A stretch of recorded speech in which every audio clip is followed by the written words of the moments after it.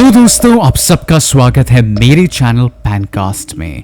आज हम बात करने वाले हैं एक ऐसी शादी के बारे में जो हेडलाइंस में छाई हुई है।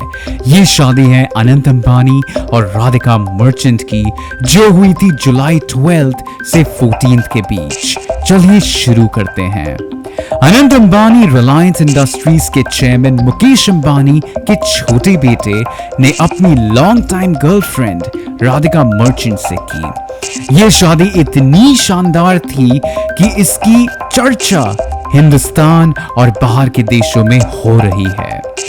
कहने को तो ये शादी सिर्फ एक शादी थी, पर इसका बजट सुन के आपके होश उड़ जाएंगे। कुछ रिपोर्ट्स के मुताबिक इस शादी पर कम से कम 5,000 करोड़ से भी ज्यादा खर्चा किया गया है। जी हां, आपने सही सुना। मुकेश अंबानी, जिनकी नेट वर्थ फोर्ब्स के मुताबिक $120 बिलियन है, ये दुनिया के 11th रिचेस्ट इंसान हैं। अगर ये $600 मिलियन या 5,000 करोड़ का नंबर सच है, तो ये उनकी टोटल वेल्थ का सिर्फ 0.5% है। इंडिया में वेडिंग्स वैसे भी काफी लाविश होती हैं, लेकिन अंबानी की शादी की ऑपुलेंस ने देश की बढ़ती हुई वेल्थ डिवाइड को हाईलाइट कर दिया है। जहां एक तरफ इंडिया के अमीर और भी अमीर हो रहे हैं, वहीं दूसरी तरफ आम हिंदुस्तानी including the middle class struggle कर रहे हैं और सफर कर रहे हैं।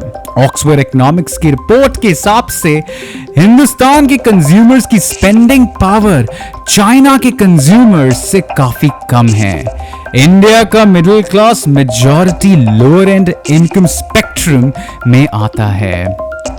हिंदुस्तान में मिडिल क्लास 40 करोड़ तक पहुंच गया है, लेकिन फिर भी चाइना से आधा है, जबकि दोनों देश की पॉपुलेशन लगभग बराबर है। इकोनॉमिस्ट थॉमस पिकेटी ने इंडिया को मिसिंग मिडिल क्लास बोला है। चाइना की रैपिड अर्बनाइजेशन ने उनके मिडिल क्लास को बढ़ने में मदद की, लेकिन इंडिया में चीजें मुश्किल हैं। इंडिया में इंटरनल माइग्रेशन कॉम्प्लिकेटेड है ड्यू टू डिस्टेंस, ट्रांसपोर्ट और भाषाओं के डिफरेंसेस। अगर आप मिडिल क्लास में हैं, तो आपको अपने आप से और सरकार से 5 सवाल पूछने पड़ेंगे। सबसे पहला सवाल, क्या आपको अच्छी सड़क मिलती है ट्रैवल करने के लिए?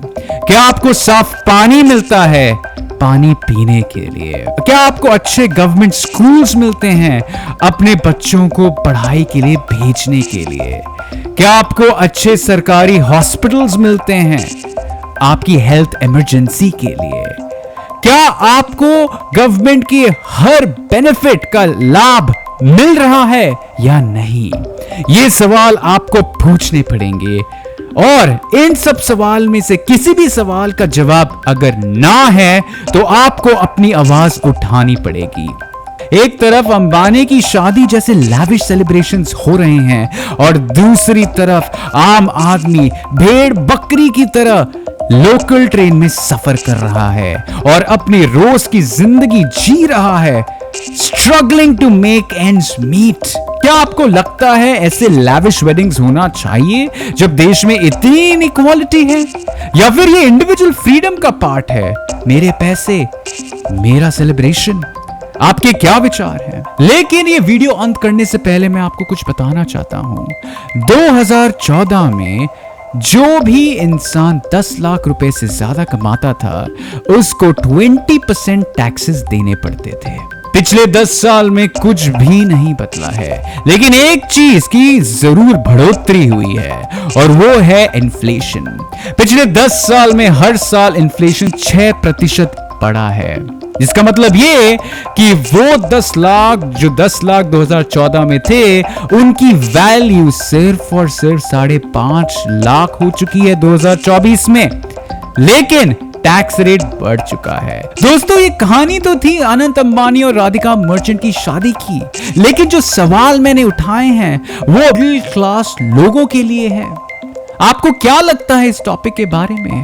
हमें कमेंट्स में जरूर बताइए। अगर आपको ये वीडियो पसंद आया है तो लाइक करें, शेयर करें और सवाल उठाएं। मिलते हैं नेक्स्ट वीडियो में, तब तक के लिए मैं आपका होस्ट आदित्य पांडे आप सभी से अलविदा लेना चाहूंगा। तब तक के लिए ध्यान रखें। जय हिंद।